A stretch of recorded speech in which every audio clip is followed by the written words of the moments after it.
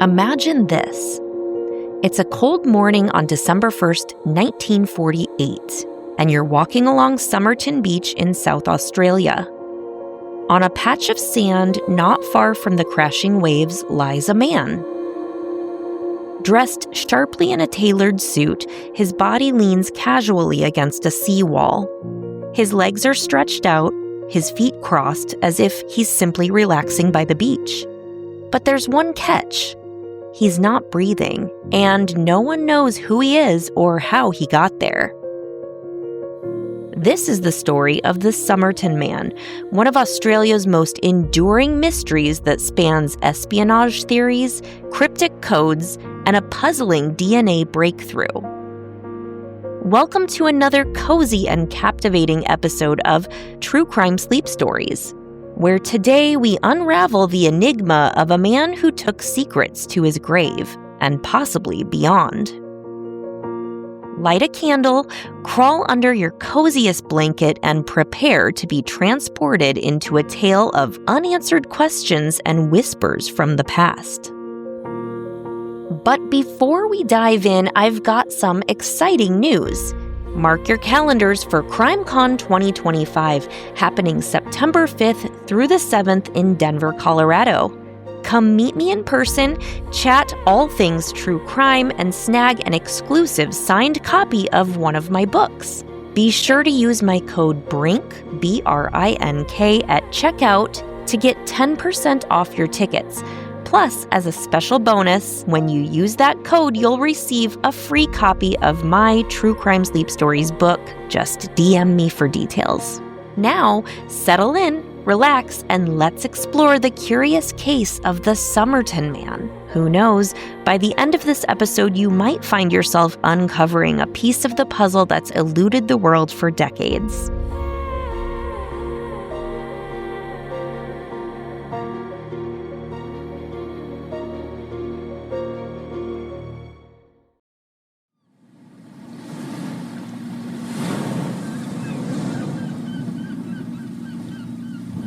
It all began at 6:30 a.m. when a couple walking along Somerton Beach spotted the body. At first glance, they thought the man was simply asleep. But as they came closer, it became clear that something was very wrong. The police arrived soon after and began inspecting the scene. The man appeared to be in his 40s and was dressed immaculately in a white shirt, brown trousers, a tie, and a double-breasted jacket. Oddly, every single label had been removed from his clothing. Was this an attempt to hide his identity, or something else entirely? The contents of his pockets only deepened the mystery. There was an unused train ticket, a bus ticket, a packet of juicy fruit gum, an aluminum comb manufactured in the U.S., a half-smoked cigarette, and 4 matches. No wallet, no identification, just everyday items that seemed to lead nowhere. Witnesses later reported seeing a man matching his description lying in the same spot the previous night. Some said they saw him raise his arm weakly, but by 7 p.m., he hadn't moved again.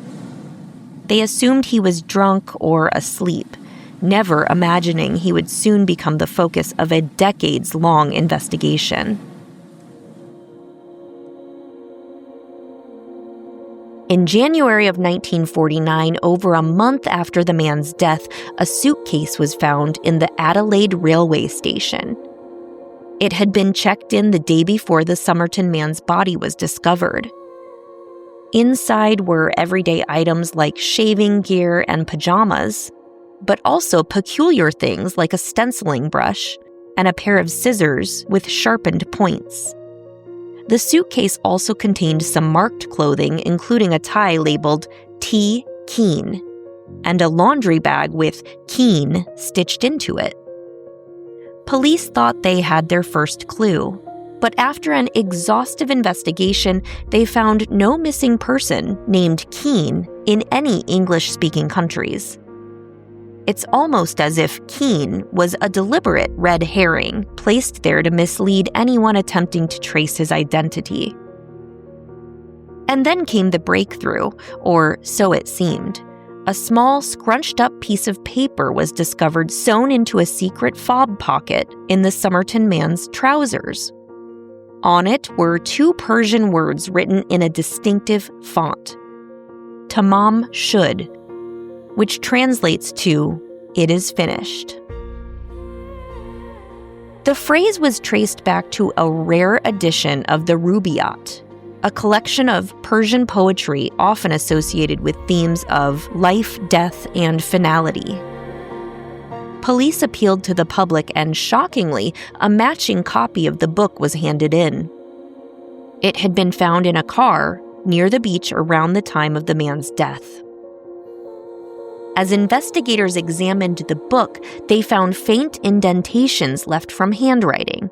There were 2 phone numbers and what appeared to be a strange, encrypted code.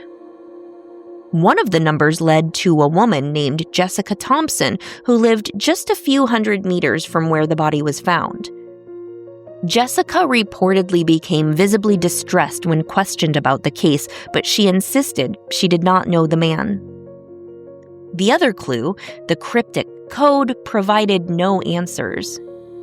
Despite experts analyzing it for decades, no one has been able to crack its meaning. Was it a message, coordinates, or simply a fragment of gibberish? The mystery only deepened as the years went by. As the case gained international attention, theories began swirling. Some suggested he was a spy, an idea that wasn't that far-fetched given the Cold War tensions at the time.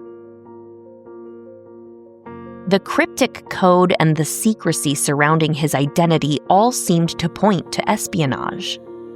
Others speculated that he had been involved in a romantic affair with Jessica Thompson, and that the copy of the Rubaiyat was an intimate tie between the two.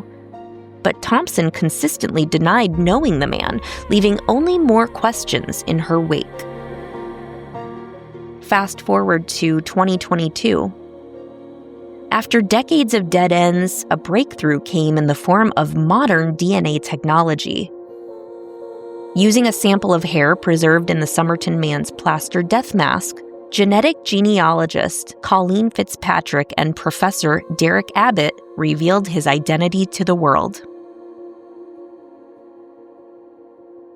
The Somerton Man was identified as Carl Charles Webb, an electrical engineer and instrument maker from Melbourne, born in 1905. But even with this revelation, uncertainty lingers. Why was Webb in Adelaide? Why had all identifying labels been removed from his clothing? Was Tamam Shud a message of despair or something more sinister? And why did Jessica Thompson react so strangely when shown his plaster bust decades earlier? Even now, the case of the Somerton Man leaves more questions than answers.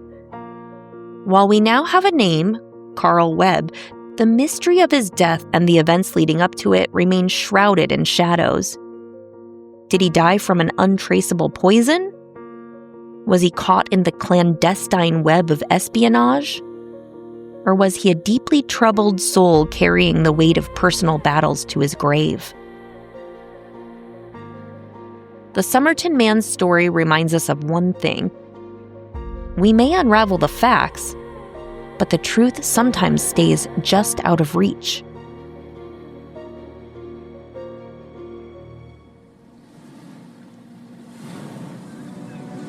The mystery of the Somerton Man is one that spans over 7 decades, capturing the imaginations of true crime aficionados, amateur detectives, and historians alike. But what do you think? Could one of you crack the code on the Rubaiyat? Or perhaps you've got a theory investigators didn't cover.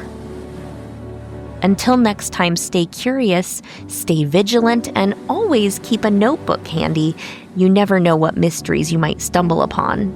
Thanks for tuning in to this little episode of True Crime Sleep Stories. We'll see you soon with a full episode.